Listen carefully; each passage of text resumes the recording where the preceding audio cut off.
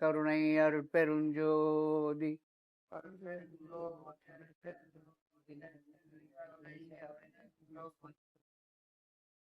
அன்பு ஆன்மநேயம் கொண்ட சகோதர சகோதரிகளே,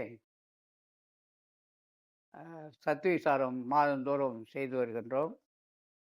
இந்த மாதம் சத்விசாரம் என்று சொல்லுகின்ற வள்ளல் பெருமான் சொல்வார்கள், நல்ல விசாரணை. அது என்ன நல்ல விசாரணை அப்படின்னு இருந்தால், ஒரு கெட்ட விசாரணைன்னு ஒன்று இருக்கும்ல. ஆமாம் ஆமாம், நல்லதுன்னு இருந்தால் கெட்டதுன்னு இருக்கும். நல்ல விசாரணை எது அப்படின்னா, நாம் நல்ல முறையில் நல்ல தேக உடல் நலத்தோடு, பயம் இல்லாமல், நோய் இல்லாமல், மரணம் இல்லாமல், முதுமை இல்லாமல், சாகாமல், இப்படியெல்லாம் சிந்தித்து அதை பற்றி பேசுகிற ஒரு நிலை தான் சத்து விசாரம், நல்ல விசாரம், நல்ல விசாரணையும் கூட. கெட்ட விசாரணைன்னு சொன்னால், இப்போ தம்பி சொன்ன மாதிரி எவ்வளோ இருக்குது நாட்டில். நோய் பேசுவாங்க, நோயை பற்றி தெளிவாக பேசுவாங்க, அதை பற்றி நிறைய விளக்கம் கொடுப்பாங்க. நோய் வராமல் இருக்கிறதுக்கு என்ன வழின்னு சொன்னவர் வள்ளலார்.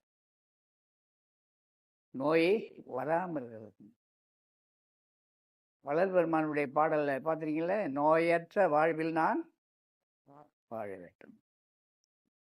வேற யாராவது கேட்டிருக்காங்களா? அப்படி எனக்கு தெரியல. யாராவது கேட்டிருப்பாங்களா? சொல்லுங்க பாப்போம், யாராவது கேட்டிருக்காங்களா? யாரு? அபிராமி அந்தாதியில் பாடியிருக்காரு. அவர் சொன்னார், அபிராமி அந்தாதியில் சொன்னார், அன்பு அகலாத மனைவியும்னாரு இல்லை. அன்பு அகலாத மனைவியும், ஓர் கபடம் வராத நட்பும். இதெல்லாம் கிடைக்குதா நமக்கு? பாடினார் அபிராமி அந்தாதி, அபிராமி பட்டர் பாடினார். ஔவையார் பாடினாங்க, நோயற்ற வாழ்வில் நான் வாழ வேண்டும் சொன்னவர் வள்ளலார். அப்போ நோய்க்கு முதலாவது காரணம் இன்றைக்கி சயின்ஸ் சொல்லக்கூடிய விஞ்ஞானம் பயம்தான் அப்படின்னு சொல்ல வராங்க. எதை ஒன்று அருந்தினாலும் அல்லது பொருந்தினாலும், அருந்துதல் பொருந்துதல் இவற்றினால் கண்டிப்பாக அந்த பயம் ஏற்படுது, அதனால் நோய் வருது. பயம் இல்லாமல் இருக்கும்போது நோய் இல்லை அப்படின்னு இப்போது விஞ்ஞானம் சொல்லப்படுகின்ற ஒரு செய்தி. வள்ளல் பெருமான் என்ன சொல்வார்? பயம் இல்லாமல் ஒரு வாழ்க்கையை நம்ம வாழணும். சன்மார்க்க பெருநெறியை கடைபிடித்து ஒழுகின்ற நாம் பயத்தை பூஜ்ஜியமாக்கி கொள்ளுதல் வேண்டும்னார். நாம் பயம் இல்லாமல் இருந்தாலும் நம்மை அண்டி நம்மை சுற்றி உள்ள சுற்றங்கள், நட்புகள், உறவுகள், உடன் பிறந்தவர்கள், நாம் பெற்றெடுத்தவர்கள் யாராக நம்மை பயமுறுத்துகிறார்களா இல்லையா? அந்த பயத்தை வாங்கி காதில் நம்ம பயப்படுறோமா இல்லையா? இப்போ பயம் இல்லாமல் எப்படி வாழறது? வள்ளலார் பயத்தோடு வாழணும்னு சொல்ல வர்றாரு, பயம் இல்லாமல் இருக்கணுன்றார். எந்த பயம் உனக்கு இருக்க வேண்டும் என்றால், மரணம் என்கிற ஒன்று வரும். அந்த மரணத்தை உன்னால் தள்ளி வைக்கவும் முடியாது, தவிர்க்கவும் முடியாது, அதற்கு மட்டும் பயப்படுன்றார். மீதி விஷயம், எல்லா விஷயமும் நீ பயப்பட வேண்டிய அவசியமே இல்லை. அது எல்லாம் வரும் போகும், அவ்வளோதான். ஆனால் மரணம் வந்தால் அது போகாது, வந்தது தான். அதனால் மரணம் வருமே என்கிற அந்த பயம் மட்டும் உனக்கு இருந்தால் போதும். அந்த பயம் இருந்தால் நீ மரணத்திலிருந்து தப்பிப்பதற்கான முயற்சி நீ இருப்ப அப்படின்னாரு. முன்னாடி வேறு ஏதாவது நம்ம ஐயப்பாடுகள் 6ஆம் திருமுறை எல்லாம் 5 எதில் வேணாலும் நம்ம கொஞ்சம் பார்க்கலாம். ஏதாவது கேள்விகள் இருக்குங்களா? சத்து விசாரம் இல்லவா? வள்ளல் பெருமானுடைய இந்த நெறிமுறைகளில் ஏதாவது உணவுலேருந்து, உடுத்தும் உடையிலிருந்து, வாழும் வாழ்க்கையிலேருந்து, நாம் பண்ணுகிற அன்றாட வாழ்க்கையில் தியானம், இவற்றையெல்லாம் நம்ம பார்த்துக்கிட்டு தான் இருக்கோம். இதில் ஐயப்பாடுகள் நிறைய இருக்கும் இல்லையா? ஏதாவது இருந்தால் கேளுங்க, பார்க்கலாம். கடவுளுக்கு கை கால் இருக்குமான்னு கேட்குறாரு. கடவுளுக்கு கை கால் இருக்குமா? கடவுளுக்கு கை கால் உண்டு. கடவுளுக்கு கை கால் உண்டு. கேள்வி கேட்ட சுப்பிரமணியமுக்கு கை கால் இருக்கா இல்லையா? இந்த சுப்பிரமணியம் கடவுள். எறும்பு முதல் யானை வரை கை காலோட தான் இருக்கு. அவை அத்தனையும் கடவுள் தான். அவைகளை கடவுளாக கருத விடாமல் ஒரு மனிதனுக்கு இருப்பது போலவே உடலை மண்ணிலோ, செம்பிலோ, இரும்பிலோ, மரத்திலோ அல்லது காகிதத்திலோ செய்து அதில் கடவுள் இருப்பதாக சொல்லி மக்களை ஏமாற்றி வருவதுதான் ஜால வித்தை, பொய்மை அப்படின்னு சொல்ல வந்தவர் வளரார். அதில் இருக்கிற கடவுளுக்கு உயிரும் கிடையாது, உணர்ச்சியும் கிடையாது. எறும்புக்கு உயிர் உண்டு, உணர்ச்சி உண்டு, கை கால் உண்டு. ஆடுக்கு கால்கள் உண்டு, உணர்ச்சி உண்டு, உயிர் உண்டு. மாடுகளுக்கு கால் உண்டு, உணர்ச்சி உண்டு, உயிர் உண்டு. நாய்க்கு கூட கால்கள் 4 கால்கள் உண்டு, அதற்கு உணர்ச்சி உண்டு, அதற்கு உயிரும் உண்டு. உயிர் உள்ள, உணர்ச்சி உள்ள ஒரு பைரவர் என்று சொல்லக்கூடிய நாயை கல்லால் எரிந்து அடிப்பது என்னுடைய செயல். இன்னொருவர் அந்த கல்லால் அடிப்பட்ட நாயை கொண்டு போய் வைத்தியம் பார்க்கிறார், அதுக்கு உணவு கொடுக்கிறார், எவ்வகையிலாவது அதை காப்பாற்றி விடுகிறார். எது கடவுள் வழிபாடு? இதில் கல்லிலே ஒரு பைரவர் இருக்காரு, ஆலய வழிபாட்டில் ஆலயத்துக்கு போகிறாரு. கல்லிலே ஒரு நாய் செதுக்கப்பட்டிருக்கிறது, இது பைரவர் என்று அவர் அங்கே உள்ளவர் சொல்லுகிறார். அவரை கால பைரவர் என்று சொல்லுகிறார். அவருக்கு எண்ணெய் கொண்டு வர சொல்லுகிறார், விட்டு துண்டு துணி எடுத்து வர சொல்லார். அந்த நாய்க்கு, கல்லில் இருக்கிற நாய்க்கு எல்லாத்தையும் செய்கிறார். அதுக்கு பிரசாதம், நைவேத்தியம்லாம் சமர்ப்பிக்கிறார். கற்பூர ஆரத்தி காட்டுகிறார். அந்த கல்லில் உள்ள அந்த நாயை தொட்டு வணங்குகிறார். ஆனால் உயிர் உள்ள, உணர்ச்சி உள்ள அந்த நாயை கல் கொண்டு எரிகிறார், காயப்படுத்துகிறார், அதனுடைய உணர்ச்சியை பாதிக்க வைக்கிறார், அதனுடைய உயிரில் பாதிப்பை உண்டாக்குகிறார். நீங்க சொல்லுங்க, இதுல எது கடவுள் வழிபாடு? இதைதான் ஆதியிலே ஒருவன் சொன்னான், நட்ட கல்லை தெய்வம் என்று 4 புஷ்பம் சாத்தியே சுற்றி வந்து முனை என்று சொல்லும் மந்திரம் ஏதடா, நட்ட கல்லும் பேசுமோ நாதன் உம்முள் இருக்கு. எல்லாம் தெரிஞ்ச கற்றறிந்த சபையில நான் உட்காந்துக்கிறேன். இப்போ உண்மைதான் பாருங்க. அன்பு அகலாத, கபடமில்லாத நட்பு இருக்கா அப்படின்னு கேட்டேன். சகோதரர் கரெக்டாக சொன்னார். அபிராமி அந்தாதி பாடிய அபிராமி பட்டர் அப்படின்னு. அப்போ அவருக்கு தெரிஞ்சவர் தானே, அறிந்தவர் தானே. விவரம் இல்லாதவன் சொல்ல முடியுமா? ஆக கடவுள் வழிபாடு என்பது கடவுளுக்கு கை கால் கிடையாது. கடவுளுக்கு கை கால் கிடையாது. மனிதன் வகுத்த கடவுள், மனிதன் வடித்த கடவுள். இதுவே ஒரு மாடுக்கு என்ன போல உங்களை போல ஒரு அறிவு இருந்தது, இந்த மாடுகள்லாம் ஒன்றா சேர்ந்து ஒரு கோயில் கட்டணும், ஒரு சாமியை உண்டாக்கணும்னு நினச்சா அது ஒரு மாடை தான் செய்யும். அது போய் ஒரு மனுஷன் செய்து வச்சு கும்பிடாது இல்லை. அது என்ன, அதனுடைய மனவளம் அவங்களில் ஒருத்தர் தான் அது கடவுளாக மாற்றிக்கும். அதனால் கடவுளுக்கு கை கால் உண்டு, உயிர் உள்ள, உணர்ச்சி உள்ள அத்தனையும் கடவுள் தான். அடுத்து ஏதாவது கேள்வி சொல்லுங்க ஐயா.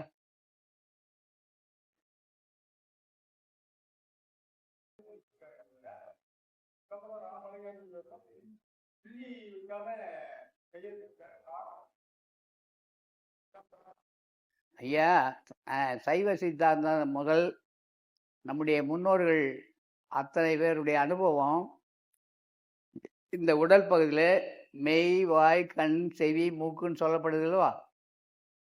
மெய், வாய், கண், செவி, மூக்கு, இதெல்லாம் சொல்லப்பட்ட ஒரு உண்மை. கால்னா எதை காமிப்பீங்க? நம்முடைய கால் தான். கைனா நம்ம கைகள் தான். விரல்கள் அப்படின்னா கை விரலா கால் விரலா கேட்பீங்க. கண் எதுன்னு கேட்டால் சொல்லுவீங்க. நாசி எதுன்னு கேட்டால் சொல்லுவீங்க. செவி எதுன்னு கேட்டால் தொட்டு காட்டுவீங்க. அப்போது இந்த உடலில் உயிர் இயக்கம் எங்கே இருக்குது? அந்த உயிர் உள்ளே போயிட்டு அது ஒரு ஆட்டம் ஆடிட்டு தான் இருக்குது. உணவு உள்ளே போகுது, அந்த உணவும் உள்ளே ஆடி கீடி தான் உள்ளே போயிட்டுருக்கு. குடிக்கிற தண்ணியும் கூட நேராக அப்படியே போய் விழுவது இல்லை. அதுவும் பல தடைகளை தாண்டி அது ஒரு ஆட்டம்லாம் ஆடி தான் உள்ளே போகுது. பல இடங்களை தப்பி போகணும். இந்த சுவாச காற்று இருக்கு இல்லையா, அது எங்கே ஆடுது அப்படின்னா 2 புறங்களுக்கு மத்தியில் அந்த ஆட்டம் நடந்துட்டு இருக்கு. அந்த நாடிக்கு நடராஜன் பேர். அது ஆடுற இடம் தில்லைன்னு பேர். அது ஆடுகின்ற இடம் சிதம்பரம் பேர். நம்முடைய முன்னோர்கள் அறிவுள்ளவர்கள், மிகப்பெரிய அறிவாளிகள். எளிய விளக்கமாக உருவ மையத்தை கோயிலாக கட்டினார்கள். சிதம்பரம் என்பது 2 புருவங்களுக்கு நடக்கின்ற அந்த இடத்தை குறிப்பதற்காகத்தான் சிதம்பரம். அந்த இடத்துக்கு சிதம்பரம் பெயரிட்டாங்க. ஆடு மழிகளை அங்கே நிறுவனாங்க. நடராஜரை காண்பித்தார்கள். நம்முடைய 2 மூளையினுடைய இயக்கம் ஆட்டத்தில் தான் இருக்குது. சுவாச காற்றில் தான் ஆட்டம் போட்டுட்டு இருக்கு. அது நடுநாடி தான் சிதம்பரம். சிதம்பரம் ராமலிங்கம்னா இந்த புருவ மையத்தில் இருக்கிற இந்த உடல் எடுத்து வந்த அந்த அருட்பெருஞ்சோதி ஆண்டவராகிய இந்த ராமலிங்கம்னு கையெழுப்பம் போட்டு காமிச்சார். இவங்க எல்லாம் சிதம்பரம் ராமலிங்கம்னா அங்கே இருக்கிற அந்த சிதம்பரத்தை போட்டு தான் பண்ணார். அது ஒரு தவறான கருத்து. சிதம்பரம் இந்த இடத்துல இருக்கிற ராமலிங்கமாகிய நான் அதை கையொப்பம் போடுறேன்னு போட்டார். அதான் சிதம்பரம் ராமலிங்கம். சிதம்பரத்தில் எந்த ராமலிங்கம்? கருங்குழி ராமலிங்கன் போடலாம், மேட்டுக்குமர் ராமலிங்கன் போடலாம். அப்போ என்ன தெரியுது உங்களுக்கு? சிதம்பரமும் ராமலிங்கமும் பிரியாமல் இருக்காங்க. புள்ளி வச்சா பிரிஞ்சிருவீங்க, புள்ளி வச்சா பிரிஞ்சிருவீங்க, கமா போட்டால் தொடரும். அவர் எல்லா வாழ்க்கையில் மரணத்துக்கே புள்ளி வச்சுவார். அவர் எப்படி புள்ளி வைப்பார்? நீங்களும் நானும் கமா தான் போட முடியும், புள்ளி கூட வைக்க முடியாது. கேள்விக்குறி போடுவோம், ஆச்சரியக்குறி போடுவோம். நம்ம வாழ்க்கை அப்படி இருக்கு. அதனால வள்ளல் பெருமான் புள்ளி வச்சுட்டார். எதுக்கு? மரணத்திற்கு புள்ளி வச்சவர். அதனால் புள்ளி வைப்பவர் அல்ல. அடுத்து சரிங்களா ஐயா? சரி, என்னங்க அது திருமந்திரத்திலிருந்து வள்ளல் பெருமான் எடுத்திருக்கிறாரு. உள்ளம் என்பது நம்முடைய நெற்றி பகுதிக்கு உள்ளே இருக்கிற ஒரு பேராற்றலை தான் உள்ளம் என்று சொல்வார்கள். உங்களுடைய உடம்பை ஆலயமாக சொல்லியிருக்காங்க. சைவ சித்தாந்தத்தில் கிண்டர் ஒரு புக் இருக்குது. சைவ சித்தாந்த நூற்பதிப்பு கழகம் திருநெல்வேலி, அது சென்னையில் இருக்கு. இப்போ அந்த பதிப்பை தான் புத்தகம் போட்டிருக்காங்க. நீங்கள் வாங்கி பாருங்கள். என்னை போன்ற உங்களை போன்ற ஒரு மனிதன் மலர்ந்து படுத்திருப்பார். பாதத்தை கோபுரமாக சொல்லியிருப்பாங்க. அடுத்து உள்ளே வரும்போது நம்முடைய நாபிஸ்தானத்தை பலிபீடமாக சொல்லியிருப்பாங்க. அங்கேருந்து ஒரு கொடிக்கம்பம் காமிப்பாங்க. கொடிக்கம்பம், துவஜ சம்பம். அதுக்கு மேலே வரும்போது நந்தி. அப்புறம் வலது இடது சுற்றுப்பிரகாரம் அன்னமய கோஷம், பிராணமய கோஷம், மனோமய கோஷம், விஞ்ஞானமய கோஷம், ஆனந்தமய கோஷம்னு சுற்றுப்பிரகாரங்களை கட்டி காமிச்சிருப்பாங்க. நம்முடைய தேகத்தை கோவிலாக கட்டி காண்பித்து அறிவு விளக்கம் கொடுத்தவர்கள் நம்முடைய சான்றோர் பெருமக்கள். நாம் கோயிலுக்கு போனால் அந்த அறிவு விளக்கத்தை பெற வேணும். அதை விட்டுட்டு நம்ம அறிவை அங்கே கொண்டு போய் என்ன பண்ணுறோம் அப்படின்னா, அங்கே கடவுள் இருப்பதாகவே எண்ணி நம்ம வழிபாடு பண்ணுறோம். நம்ம வள்ளல் பெருமான் நான் கண்ட அனுபவம் என்ன? சபை எனது உளமென தான் அமர்ந்து எனக்கு அபயம் அளித்ததோர் அருட்பெருஞ்சோதி. சத்திய ஞான சபை என்னுள் கண்டனன். யார் உள்ள? உங்களுக்குள்ள இல்லை, ஏன் உள்ள இல்லை. சத்திய ஞான சபை என்னுள் கண்டனன், சன்மார்க்க சித்தியை நான் பெற்று கொண்டனன். அதை அனுபவமாக எண்கோண வடிவத்தில் இதை கட்டி ஒளியை ஏற்றி ஒவ்வொரு மாத பூசந்தோறும் வந்து பார்த்து இல்லம் சென்று அமைதியாக உட்கார்ந்து இந்த இடத்துல அது இருக்காமேன்னு பார்த்தா போதாதா? தியரியை கொடுத்து ப்ராக்டிக்கலுக்கு போக சொன்னார். அதுதான் உண்மை. உலகத்தில் யாருமே இனி செய்ய போகிறது இல்லை, யாருமே செய்ததும் இல்லை. மிகப்பெரிய புரட்சியாளர் நம்முடைய பெருமானார். ஜோதி தான் அண்ட பகிரண்டம் முழுவதும் ஒளிதான் ஆகின்னு ஒருவர் பாடினார், செய்யலை. ஜோதியே சுடரே சூழொளி விளக்கே பாடினார், செய்யலை. புரியுதுங்களா? கேழில் பரஞ்சோதி கேழில் பரங்கருணை சொன்னார், ஒளியை காட்டல. உள்ளம் நம்முடைய உள்ள அங்கிருந்து தான் எல்லாமே உருவாகுது. முதல்ல எண்ணம் பெரிதா, சொல்லு பெரிதா, செயல் பெரிதா? உங்களுக்கு எண்ணம் எங்கேருந்து உருவாகும்? இது குறிப்பிட்டு சொல்ல முடியுமா உங்களால்? சொல்லுங்க பார்ப்போம். அன்புன்ற வார்த்தைக்கு பொருள் இருக்கா? பொருள் இருக்கா? கொய்யா அப்படின்ற அந்த வார்த்தைக்கு பொருள் இருக்குல்ல? மா அப்படின்னா ஒரு மா அல்லது மாங்காய் அப்படின்னா உங்களுக்கு கவனத்தை என்ன வரும்? மாங்காய் வருமா? தேங்காய் அப்படின்னு சொன்னால் உங்களுக்கு ஒரு தேங்காய் மனசில் வருதா? படமாக வருதா? நேரடியாக வருதா?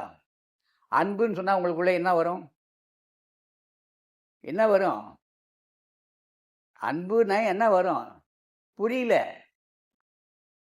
புரியல, தெரியல. தெரியாத, புரியாத, அறியாத ஒன்றை பற்றி நான் பேசிகிட்டு இருக்கிறேன்.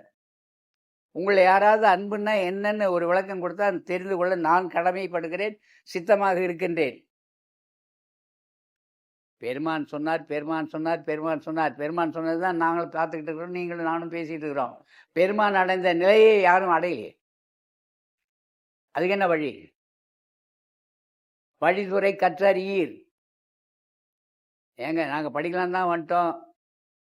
கற்றறிந்த பெரியோரை அறியீர், அடுத்து அறியீர் எழுதுறாரா? இப்போ கற்றறிந்த பெரியோர் நமக்கு சன்மார்க்கர்கள் யாரும் இல்லையா? அவர் மட்டும்தான் பேராசிரியர். எப்படி கற்ற?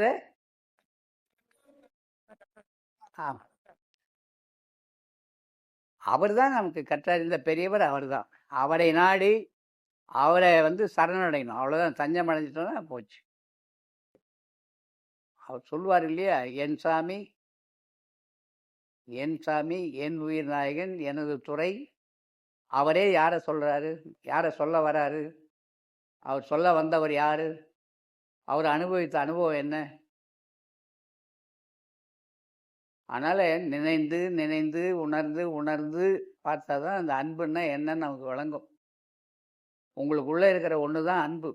அதனால தான் நீங்கள் வாழ்ந்துக்கிட்டு இருக்கீங்க, நானும் பேசிக்கிட்டு இருக்கிறேன். அந்த அன்பு என்னை விட்டு நீங்குமையானால், திருக்குறளில் திருவள்ளுவர் என்ன சொன்னார்?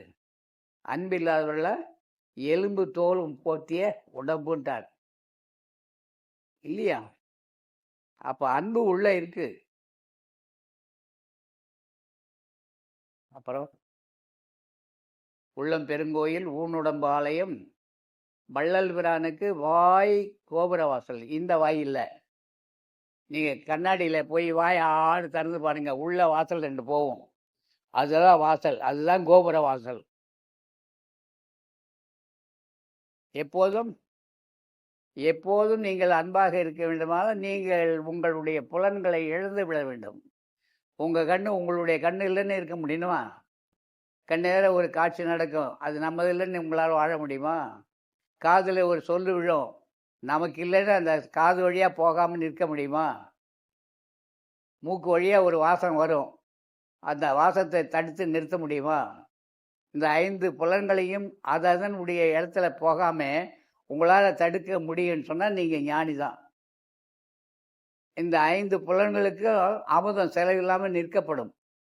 அமுதம் செலவில்லைன்னா தீபத்தில் எண்ணெய் செலவில்லை. தீபம் அப்படியே எரிஞ்சதுன்னா அதுக்கு எண்ணெய் செலவே இல்லை. அப்போ ஒரு நிலையில் நிற்கும்போது உங்களுக்கு எனர்ஜி, சக்தி செலவில்லை. 5 அமுதளித்து ஐவராதிகளை அகப்பட காத்து அருள் ஐவிளக்கு மூப்பு மரணாதிகளை நினைத்தால் நினைச்சீங்கன்னா என்ன நடக்கும்? அடி வயிற்றை முறுக்காதோ. ஏன் சாவ போற?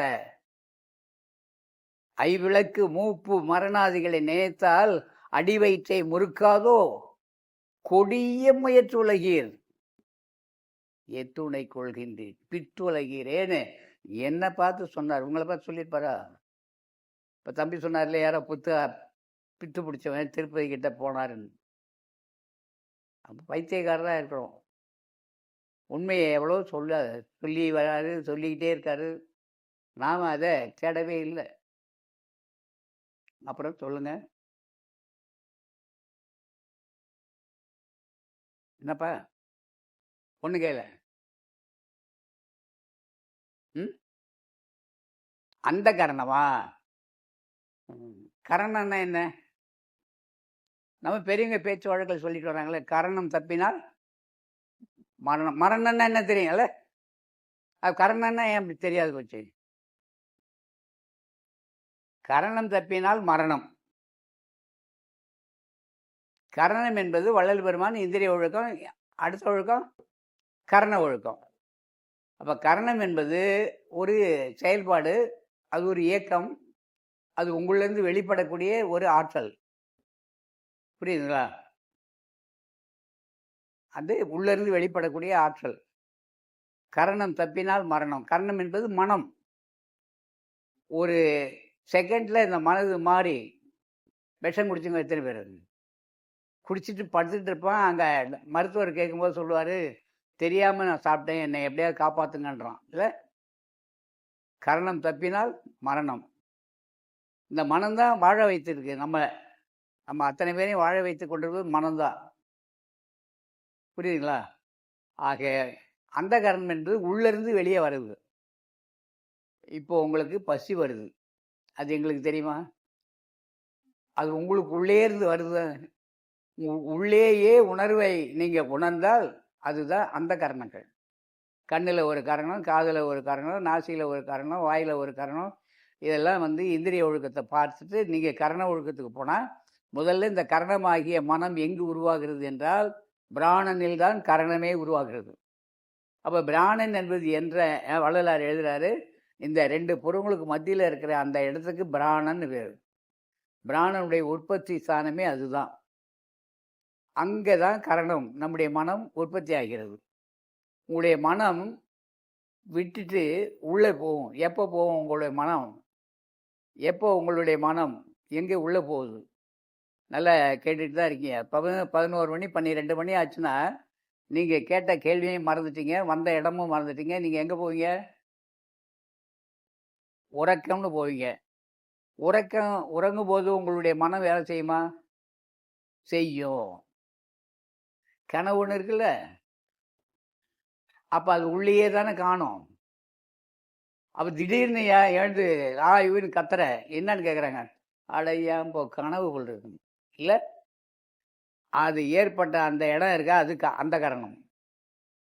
இப்போ நீங்கள் வாழ்ந்துக்கிட்டு இருக்கிறே, இது கரணம். இந்த கரணம் என்ற மனதினால் வாழ்ந்து கொண்டிருக்கிறோம். அந்த கரணத்தை கண்டுபிடிப்பது தான் கரண ஒழுக்கம் சொல்லி, முதலில் நெற்றிக்கு நடுவே புருவ மத்தியில் மனதை நிறுத்தி பழகு. செய்கிறோமா? எப்போ செய்ய போறீங்க? எப்போ இருந்து அங்கே நிறுத்தி பழகுதல் வேண்டும். அதன் பிறகு சிற்சபையின்கண் மனதை நிறுத்தல் வேண்டும். இன்னைக்கு சயின்ஸ் என்ன சொல்லுது? இங்கே நிறுத்தினீங்கன்னா அந்த இடத்துக்கு நேராக உள்ள ஆங்கிலத்தில் தாலமஸ் அப்படின்னு பேர் கொடுத்துருக்கான். என்னது? தாலமஸ். போன வாரம் அமெரிக்காவிலேருந்து 2 டாக்டருங்க வந்தாங்க. 2 பேர் மருத்துவ உலகத்தில் பெரிய ஆளுங்க. அவங்ககிட்ட பேசிகிட்டு இருந்தேன் நான். இந்த இடத்துல தாங்க ஐயா மனம் உருவாகிறதுன்னு. இல்லை, எப்படி சொல்ல வரீங்க அப்படின்னாரு. வள்ளலார் எழுதியிருக்காரு. நீங்கள் சொல்கிற இது உள்ள தாலமஸ் ஐப்போ தாலமஸ்ன்னு ஏதாவது இருக்கா? நீங்கள் ஆங்கிலத்தில் சொல்லுவீங்களே. ஆமாம், அதுதான் கரணம் என்கிற மனம் உருவாகிற இடம். அது ரெண்டும் உருவாகும் போது தான் உங்களுக்கு கீழே இருக்கிற எல்லா உறுப்புகளையும் அது வேலை வாங்குது. ரொம்ப அதிசயம். வள்ளல் பெருமான் தனக்குள்ளே சென்று எல்லா அவயங்களையும் பார்க்குறாரு. நீங்களோ நானோ கொஞ்சம் சாப்பிட்டோம். சாப்பிட்ற வேலை தான் நம்முடைய வேலை. நம்முடைய கரணம், நம்முடைய மனம் என்ன செய்யும்? கண்ணால் பார்க்கும், கையால் எடுக்கும், வாயை திறக்கும், உள்ளே போட்டாச்சு, மூடியாச்சு, வேலை முடிவு வச்சு. மீதி வேலை யார் பார்ப்பாங்க உள்ள? அவர் யார்? உங்கள் உடம்புக்குள்ளே தானே இருப்பார். அந்த செயல் என்னுடைய செயல் இல்லையே, அந்த செயல் உங்களுடைய செயல் இல்லையே. அப்போ அது யாருடைய செயல்? அது நம்முடைய இச்சையில் இல்லை, நம்ம உடல்லாம் இருக்குது. அது அனிச்சை செயல்னு சொல்ல வரோம். அந்த அனிச்சை செயல் யாரோட நடக்குது அப்படின்னா, இந்த சுவாச காற்றில் அடங்கி இருக்கக்கூடிய ஒரு நிலை, ஒரு அனுபவம். நமக்கு அந்த நடுமூல பகுதிக்கு இன்னும் நம்ம யாரும் போகவே இல்லை. அவங்க அதை ஒத்துக்கிட்டாங்க. தாலமஸ், ஹைப்போதாலமஸ் தான் கரணம், மனம் உருவாகிற இடம் அப்படின்னு சொல்லி ஒத்துக்கிட்டாங்க. வள்ளல் பெருமான் எவ்வளோ பெரிய விஞ்ஞானி. அதனால் நம்ம உள்ளுடம்புல உள்ளே பயணிக்கணும். வள்ளலார் சொல்லுவார் இல்லையா, தன் கையில் கொடுத்த தனியரல் ஜோதியை தன் கையில், என் கையில் கொடுத்த என் தனி தந்தையே. தன் சித்து அனைத்தையும். எது சித்து? சொல்லுங்க. சப்பாத்தி குருமா தொட்டு உள்ளே போட்டோம்ல, அது உள்ளே போய் அப்படியே வருது வெளியே. ரத்தமாக, மாமிசமாக, எலும்புக்கு, தசைக்கு ரத்தமாக மாற்றப்பட்டு அவையினுடைய எல்லா பகுதிக்கும் போகுதா இல்லையா? அதை நீங்களும் நான் நினச்சா செய்கிறோம். அப்போ உள்ளேருந்து ஒருத்தர் செய்கிறார் இல்லையா? தாய்க்குரிய வேலை என்ன, தந்தைக்குரிய வேலை என்ன? தாயினுடைய மூளை எது, தந்தையினுடைய மூளை எது? இரண்டு மூளையும் வேலை செய்யலைன்னா ஒரு வேலையும் இல்லை. இந்த ரெண்டு மூளையினுடைய இயக்கம்தான் தாய் தந்தை. தாயாகி தந்தையுமாய் தாங்குகிற தெய்வம் அருள் ஜோதி தெய்வம், என்னை ஆண்டு கொண்ட தெய்வம். அந்த தெய்வம் எங்க ஐயா இருக்கும்? அம்பலத்தே ஆடுகின்ற அறிவான தெய்வம். இதுக்கு மேலே இந்த உலகத்தில் கடவுள் தன்மையை சொல்ல வர யாராவது இருக்கானா? திருப்பி திருப்பி போட்டாலும் உங்களுக்கு உள்ளதான் வள்ளலார் கொண்டு போவார். புறத்தே வழிபாடெல்லாம் அவர் சொல்லவே இல்லை. புற செயல்களையெல்லாம் வெறுத்தவர் வள்ளல் பெருமான். ஆடாதீர், சற்றும் அசையாதீர், பொய்யுலகை நாடாதீர், வேறு ஒன்றை நாடாதீர், ஜோதி ஒன்றையே நினைமின் சுகம் பெறலான்னு சொன்னவர் வள்ளலார். அதனால் கரண ஒழுக்கம் கவனமாக பாருங்கள், அதில் பழகுங்க. சரியா? அடுத்து ஏதாவது கேள்வி இருக்குங்களா? என்னங்கய்யா? ஆழ்நிலை தியானமா? வள்ளலார் எங்கேயும் அதை சொல்லலைங்க. அது புதுசாக யாரோ கையில் வச்சுருக்காங்க. சொன்னவனை தான் கேட்கணும் இந்த கேள்வி. மேல்நிலை தியானமே எனக்கு தெரியாத போது, நடுநிலை தியானமே நான் அறியாத போது, ஆழ்நிலை தியானத்தை அறிந்தவனுக்கு அதை கேட்கணும். இது பேர் கொடுத்துருக்கான் பாருங்க, நம்ம ஆளுங்க புதுசு புதுசாக தான் பெரியவர். இதுக்கு முன்னாடி வந்தவங்கெல்லாம் ஒன்றும் அறிவில்லாதவர்கள், அவங்களாம் அறிவிலிகள். இவர்களெல்லாம் மிகப்பெரிய அறிவாளிகள். எவன் ஒருத்தன் நரையோடு இருக்கானோ, எவன் ஒருத்தன் சுருக்கத்தோடு இருக்கானோ, எவன் ஒருத்தன் முதுமையில் இருக்கானோ, எவன் ஒருத்தன் சாக போகிறானோ, அவன் சொல்லுவதெல்லாம் நானும் கேட்கக்கூடாது, நீங்களும் கேட்கக்கூடாது. வள்ளல் பெருமான் சாகாதவர். வள்ளல் பெருமான் நிழல் சாயை அற்றவர். புரியுதுங்களா? அரசாங்கத்தினுடைய பதிவே இருக்கு, வள்ளலார் காணாமல் போனார்னு. புரியுதுங்களா? அவர் எழுதின வாசகங்கள் அத்தனையும் சத்தியம் சத்தியம் சத்தியம் சொல்கிறார். அவருடைய வாசகத்தில் நமக்கு நம்பிக்கை வேணும். அவர் பெற்ற அனுபவங்களை சத்தியமாக சொல்கிறார். 28 பாடல்களை படிங்க, அகவல் முழுவதும் பாருங்க. இது முழுவதும் நமக்குள்ளே சென்று நாம் அடைய வேண்டிய அக அனுபவம். புறத்தே எதுவும் கிடையாது. புரியுதுங்களா? இகநிலை பொருளாய் பரநிலை பொருளாய் அகம் அற பொருந்திய அருட்பெருஞ்சோதி. அகத்திலே பொருந்தி இருக்கின்றது அருட்பெருஞ்சோதி ஆண்டவருடைய பேராற்றல். அதை நீங்கள் எண்ணி எண்ணி கருதி கருதி அதை வணங்கினாலே போகிறோம். எதிர ஜீவன் வரும்போது அந்த ஜீவனுக்குள்ளே அதுதான் இருக்குன்னு ஒரு வணக்கம் சொன்னால் போதும். எனக்குள்ளே இருப்பதுதான் உங்கள் அனைவருக்குள்ளே இருக்குது. என்னை நான் வணங்கும் போது உங்களையெல்லாம் நான் வணங்குறேன், உங்களையெல்லாம் நான் வணங்கும் போது என்னையே நான் வணங்குறேன். ரகசியமாக பெருமான் தெளிவாக உடைச்சார். என்னை பார்க்க வேண்டுமானால் தங்களை பாருங்கள், தங்களை பார்க்க வேண்டுமானால் என்னை பாருங்கள். எந்த மகாந்த எழுதுவான் சொல்லுங்க பார்ப்போம். சரிங்களா ஐயா? ஆழ்நிலை பற்றி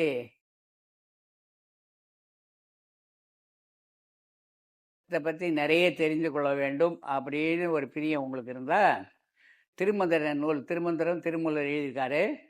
சகமார்க்கம், சத்புத்திர மார்க்கம், சன்மார்க்கம், சைவ மார்க்கம் நிறைய எழுதியிருக்காரு. யார்? திருமூலர் நிறைய எழுதியிருக்காரு. முன்னாடி எல்லாமே சன்மார்க்கம் இருந்தது. எல்லா பெரியவர்களும் சன்மார்க்கத்தை பற்றி நிறைய சொல்லியிருக்காங்க. வள்ளல் பெருமான் மட்டும்தான் அந்த சன்மார்க்கத்தை மறுத்து சுத்த சன்மார்க்கம்னு சொல்ல வந்தார். சுத்த சன்மார்க்கம் சொன்னதோடு அல்ல, சத்திய சன்மார்க்கம்னார். சமரச சுத்த சன்மார்க்க சத்திய சங்கம் சொன்னவர் வள்ளலார்.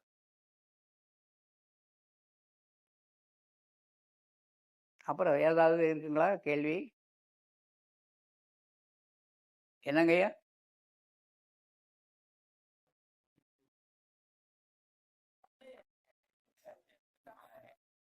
தன்னை அறிதலா? அப்படியா? வள்ளலார் தான் அவரை அறிந்தவர். என்ன நான் அறியவே இல்லை. நான் யாருன்னு எனக்கே தெரியாது. நான் யாருப்பா? நான் யாரு? நான் யார்? நீ யார்? இந்த கேள்வியை தான் ரமணர் திருச்சூழிலிருந்து புறப்பட்டு போனார். ஒரு குழந்தையா திருவண்ணாமலையில் போய் உட்காந்து கிடந்தார். கேள்விக்கு பதில் கிடைச்சது, அப்படியே உட்காந்துட்டார். அவரை சேர்ந்த சீடர்கள் நிறைய இருக்காங்க. இப்போவும் அவர் தான் இந்த நான் யார் அப்படின்னு நிறைய விஷயங்களை சொல்லியிருக்காரு. நீங்கள் யார்? உங்களுக்கு கை காலெலாம் இருக்குல்ல, உங்களை காலையில் எழுப்பி விடுறது யார்? ஐயா, உங்கள் கண் எழுப்புமா, காது எழுப்புமா, வாய் எழுப்புமா, கை கால் இருந்து எழுப்புமா?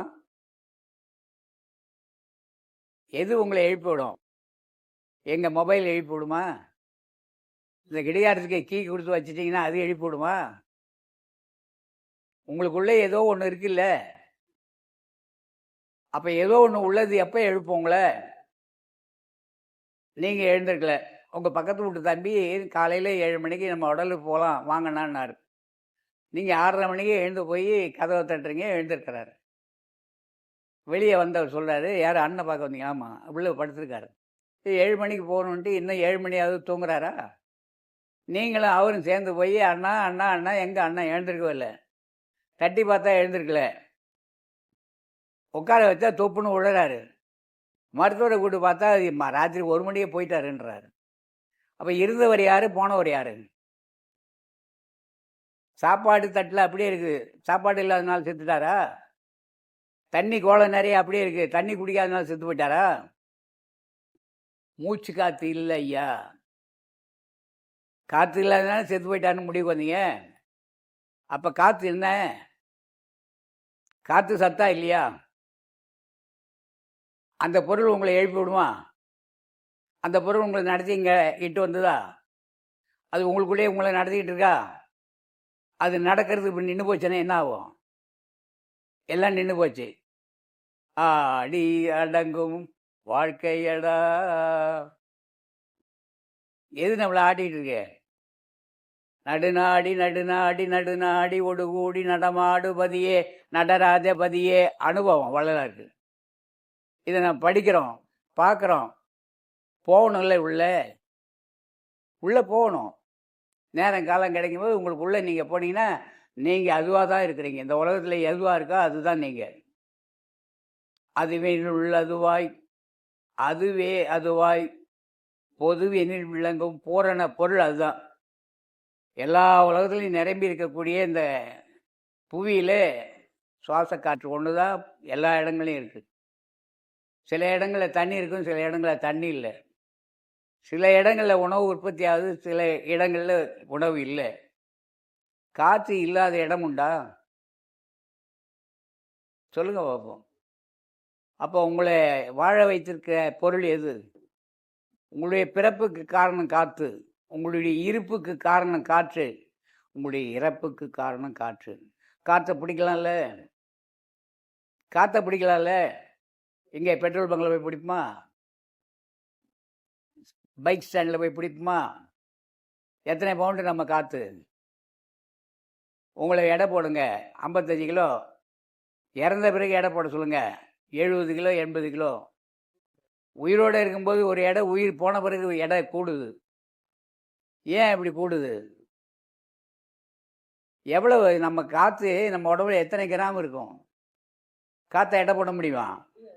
எடை இல்லாத ஒன்று இவ்வளோ பெரிய எடையை சுமந்து திரியுது இல்லை? எங்கெல்லாம் போய் வருது அது? கொஞ்சம் விட்ட உடனே வேலை முடிஞ்சு போச்சுல்ல. எல்லாரும் தூக்குறான், ஒன்றும் முடியலன்றான் இல்லை? அப்போ உங்களுக்குள்ளே என்னவா இருக்கு? நீங்கள் புரிஞ்சிட்டுதா? யாரா இருக்கிறீங்க? கொஞ்சம் மூச்சை கவனிங்க. வாசி வாசி என்றுரைத்தார் வெண்ணிலாவே, அந்த வாசி என்ன பேசு கண்டாய் வெண்ணிலாவே. அந்தரத்தில் ஆடுகின்றார் பாங்கிமாரே. எங்க ஆடுறாரு? அந்தரம் எது? உங்களுக்கு தெரியாத ஒரு இடம் அந்தரங்கம். அங்கே இருந்துக்கிட்டு நம்ம உணவை ஜீரணம் பண்ணுறாரு, நம்மளை பேச வைக்கிறாரு, கேட்க வைக்கிறாரு, எடுக்க வைக்கிறாரு, கொடுக்க வைக்கிறாரு, நடக்க வைக்கிறாரு. அங்கே தான் இருக்கார் அவர். அந்தரத்தில் ஆடுகின்றார் பாங்கிமாரே, அவர் ஆட்டங்கொண்டு நாட்டங்கொண்டேன் பாங்கிமாரே. இதை விட ஏதாவது வேணுமா? அப்போ இல்லைன்னா என்ன செய்யலாம்? உட்காந்து நம்ம கண்ணு காது மூக்கு வாய் உடம்பே பாங்கி தான். பாங்கினா தோழி. இந்த தோழியெல்லாம் சேர்ந்து தான் உள்ள தலைவி கிட்ட இருக்காங்க. அந்த தலைவியே இந்த தோழிகள் உணரணும். உணரலை. அதனால் உங்களை நீங்கள் உணர்றதா தன்னை அறிதல். உங்களுக்கு கோபம் வருதுன்னு சொல்ல வரீங்கல்ல, கோபம் எங்கேருந்து உற்பத்தி ஆகும்? பசி எங்கேருந்து உற்பத்தி ஆகுது தெரியுமா தெரியாதா? பசியை கண்டுபிடிச்சிங்களா? அது இங்கேருந்து வருதுல்ல. தாகம் எங்கேருந்து வருது? இங்கேருந்து தான் வருது. ஆய் எங்கேருந்து வருது? தெரியுது. ஒன்றுக்கு போகணும் எங்கேருந்து வருது? தெரியுது. கோபம் எங்கேருந்து வருது? தெரியலிங்க. ஆசை எங்கேருந்து வருது? தெரியலிங்க. அது எப்படி தெரியாம போகும்? அதுவும் உங்களுக்குள்ளே தானே இருக்குது. இதையெல்லாம் தனிமையாக உட்காந்து இதெல்லாம் எங்கேருந்து வரும், எப்படி வரும், ஏதா வரும், எந்த வழியாக வரும், இது எவன் அனுப்பிச்சானா இருக்கு அப்படின்னு நினைந்து நினைந்து நினைந்து பார்த்தா அந்த உணர்வு மையத்துக்கு போயிடுவீங்க. அந்த உணர்வு மையத்துக்கு போயாச்சுன்னா அத்தனையும் உங்கள் கைவசம் ஆகும். அந்த இடம் கைவிட மாட்டான் என்று ஊதுவது சங்கே. நமக்கு சங்கு ஊத எவனும் வரமாட்டான். எல்லாருக்கும் சங்கு ஊதுவாங்க, நாம் போயிருப்போம். நமக்கு சங்கு ஊத வருவான்? அதனால் நீங்கள் நினைந்து நீங்கள் உணர்ந்து உங்களுக்குள்ளே நீங்கள் போகணும். அதுக்கு யாரும் பணம் காசு செலவெல்லாம் இல்லை. அதுக்காக பணம் வேணும், பழம் வேணும், வெத்தலை பாக்கு வேணும், தேங்காய் வேணும். உங்களுக்குள்ளே இருக்கிற கடவுளை பார்க்குறதுக்கு என்ன வேணும்? நீங்கள் தான் வேணும். நீங்கள் தான் வேணும். அதனால் உங்களை நீங்கள் பாருங்கள். தன்னை அறிய தனக்கு ஒரு கேடு இல்லை. தன்னை அறியும் தரம் இல்லாமல் சுற்றிட்டு இருக்கிறோம். யார்? நான். அதனால் உங்களை நீங்கள் பாருங்கள். அவ்வளோதான் உண்மை. என்னங்கய்யா? கேழ்வரகு கூட வள்ளலாறு கேழ்வரகு வேணான்னு சொல்லி எழுதியிருக்காரு. கேழ்வரகு மலத்தை கட்டும். அப்படியே சாப்பிடக்கூடிய சூழ்நிலை வந்தால் கொஞ்சம் வெல்லம் கூட கலந்துக்கணும். கேழ்வரகுல அதிகமான சுண்ணாம்பு சத்து இருக்குது. கடினமான உழைக்கிற உழைப்பாளிக்கு கேழ்வரகு வேணும். மென்மையான தன்மையோடு யோகத்தில் பண்ணி வள்ளலார் வழியில் போக வேண்டிய நீ இந்த உடம்பு மனசு எல்லாமே லேசாக குழந்த மாதிரி மாறணும். அப்போ அதுக்கு எளிய உணவு எதுன்னா கேழ்வரகு மலம் கட்டும், கெட்டியாக்கும். அதில் சுண்ணாம்பு சத்து அதிகமாக இருக்குது. அந்த சுண்ணாம்பு சத்து நமக்கு உடம்புக்கு தேவையில்லாது. சுக்க சுண்ணாம்பு தடையை போட்டு சென்ற மாதம் அங்கே தான் பேசியிருக்கிறோம். சுண்ண சுக்கு சூரணன்னு ஒன்று எழுதியிருக்கார் வள்ளலார். அந்த சுக்கு உடம்புல சேரும்போது எலும்பு உறுதியாக இருக்கும். அதனால் கேழ்வரகு சுத்த சன்மார்க்கைகள் கொள்ளக்கூடாதுன்னு பொது விதி, சிறப்பு விதி, சாதா விதியெல்லாம் எழுதியிருக்காரு. அதில் கேழ்வரகு வேணாம் அப்படின்னு எழுதியிருக்காரு. சரிங்க.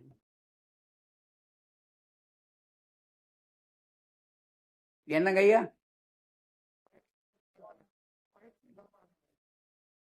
பயிற்சியின் மூலமாக அடைவதா? முயன்று முயன்று முயன்று மீண்டும் மீண்டும் உலகில் பயனடைய மூட மதமா.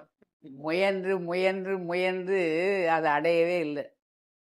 மூட மதம் அத்தனையும் முடுகி அழிந்திடவும் ஒரு மோசமும் இல்லாதே இயன்ற ஒரு சன்மார்க்கம் நீங்கள் வந்தாச்சு. புரியுதுங்களா? பயிற்சி, பற்றின்மை, பழக்கம், வழக்கம் இதெல்லாம் உங்களுக்கு வேணும். என்ன பயிற்சியிலே வேணும் உங்களுக்கு? என்ன பயிற்சியில் இருக்கணும்? கோபம் வருது இல்லையா? கோபம் வராமல் இருக்கிறது ஒரு முயற்சி எடுக்கலாம் இல்லையா? அந்த ஒரு பயிற்சியில் நான் நிற்கலாம் இல்லையா? அதை எங்கேயாவது போய் கற்றுக் கொடுப்பாங்களா? கற்றுக் கொடுக்குறவனுக்கே கோபம் அதிகமாக இருக்க நான் அவன் எப்படி கற்றுக் கொடுப்பான்? உங்களை நீங்கள் தான் தெரிஞ்சுக்கணும். கற்க வேண்டியது இங்கே தான். கற்கலாம் கற்கலாம். எங்கே கற்கலாம்? எங்கே கற்கலாம்? வள்ளலார் தெளிவாக சொல்லிட்டார்ல, கற்றேன் கற்றேன் சிற்றம்பல கல்வியை கற்றேன் கற்றேன் கருணை நெறி உற்றேன் சாகா வரம் பெற்றேன். அப்போ நம்ம எங்கே படிக்கிறோம்? நேரம் காலம் கிடைக்கும் போதெல்லாம் படி படி படி. கண்ணை அங்கே கொண்டு போய் படி, காதை அங்கே படி, நாசியை கொண்டு போய் அங்கே படி வை, வாயை கொண்டு போய் அங்கே படி வை, கை காலை கொண்டு போய் அங்கே படி வை. எல்லாம் படிஞ்சு போச்சுன்னா அங்கே இருக்கிறது சரியாக போச்சு. படித்துறையே அங்கே தான் இருக்குது. இதை நான் சொல்லலை, வள்ளலார் எல்லா இடங்களையும் அதே தான் எழுதுறார். கொஞ்சம் அறிவு விளக்கம், அவ்வளோதான்.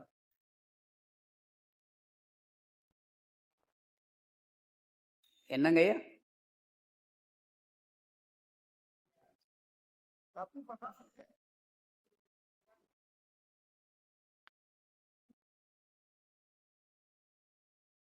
அதே தப்பே செய்தார் சகத்தவர் தப்பே செய்தார்னு ஒரு பாடல்ல, காரமும் மிகுபுளி சாரமும் தோற்பும் கைப்பும் ஓர்ப்பும் சேர்த்து ஊரமுது உண்டு நீ ஒழியாதே தோழி, ஆறாவது உண்டு என்னோடு ஆடேடி பந்து, அருள் ஜோதி கண்டு ஆடேடி பந்து அப்படின்னு சொல்ல வந்தவர் தப்பாலே சகத்தவர் சாவே துணிந்தார்.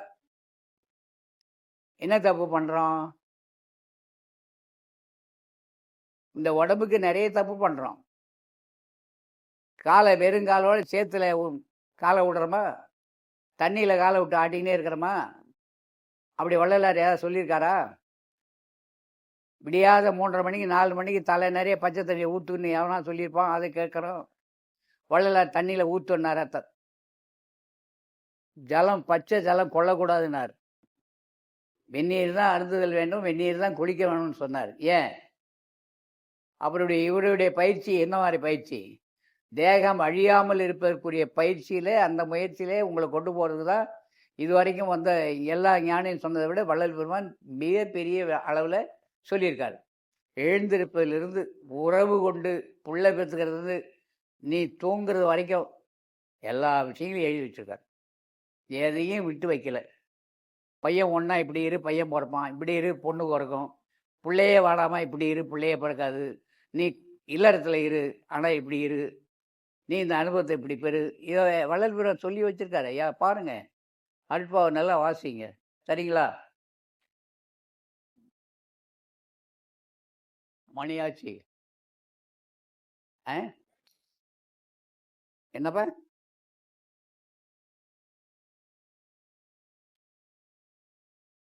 என்ன சொல்றீங்க? தலைப்பா? மேலே மணியை பார்க்குறேன். நான் என்ன நினச்சிங்க? டைம் தான். என்ன டைமு? 7. அது 7:30 போனீங்கன்னா ஜோதி பார்ப்பீங்க. சரி அன்புள்ளங்களே, இதுகாரம் சத்திய விசாரத்தில் ஈடுகொண்ட உங்கள் அனைவருக்கும் என்னுடைய வந்தனத்தை நன்றி தெரிவித்து, நன்றாக நிமிர்ந்து உட்கார்ந்து 2 புறங்களுக்கு மத்தியில் அண்ணாக்கின் பக்கம் மேலே உச்சிக்கு கீழே கோடி சூரிய பிரகாசமுடைய ஒளியணுவாக நான் இருக்கின்றேன். இந்த உடல் நான் அல்ல என்று கருதி கருதி கடவுள் வழிபாடு செய்து வந்தால் கருத்தின் கண் கடவுளுடைய பேராற்றல் வெளிப்பட்டு விளங்கும் என்றும், அவ்வாறு வெளிப்பட்டு விளங்குகின்ற போது நமக்கு ஏற்படுகின்ற பயம் பூஜ்யமாகும், நோயற்ற நல் வாழ்க்கை பெற முடியும், முதுமையை தடுக்க முடியும், முயன்றால் எக்காலத்தும் எவ்விடத்தும் எவ்விதத்தும் எவ்வளவும் தடைபடாமல் விளங்குகின்ற ஞான தேகத்தை பெற முடியும் என்று வள்ளல் பெருமான் எழுதி அருளியிருக்கின்ற சத்திய வாசகத்தில் நம்பிக்கை கொண்டு கடவுள் வழிபாடு செய்வோம். அருட்பெருஞ்சோதி அருட்பெருஞ்சோதி அருட்பெருஞ்சோதி அருட்பெருஞ்சோதி.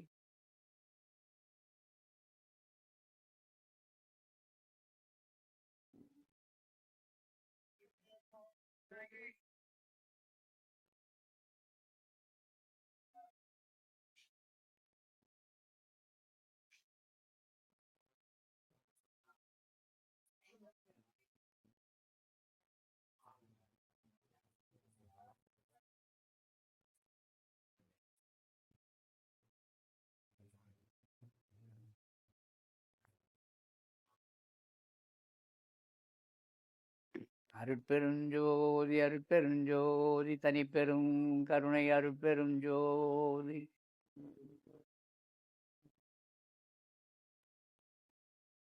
எல்லா உயிர்களும் இன்புற்று வாழ்க. கொல்லா நெறி உலகமெல்லாம் ஓங்குக. வள்ளல் மலரடி வாழ்க வாழ்க. நல்ல மழை பொழிக. நாடு வளம் பெறுக. அருட்பெருஞ்சோதி அருட்பெருஞ்சோதி தனிப்பெரும் கருணை அருட்பெருஞ்சோதி.